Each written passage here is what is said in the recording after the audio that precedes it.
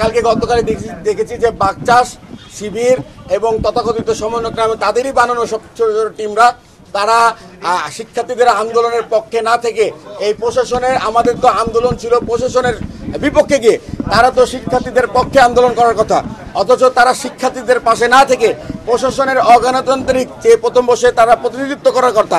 এই প্রথম বর্ষের শিক্ষার্থীরা তো জুলাই আগস্টের গণ অভ্যুত্থানের সম্মুখসারী যোদ্ধা, তারা তো জেনজি, তাদের পাশে কেন থাকবে না?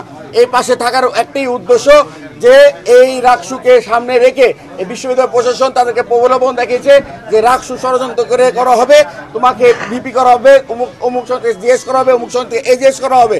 এই মূলাকে সামনে রেখে বিশ্ববিদ্যালয় প্রশাসনে দেখবেন যে চাকরিরত শিক্ষার্থীরা ব্যাগ নিয়ে ঢুকে ব্যাগ ছাড়া প্রশাসন ভবন থেকে ভিসি ভবন থেকে বের হয়। এটা আমাদের এই নিয়ে প্রশ্ন জাগে।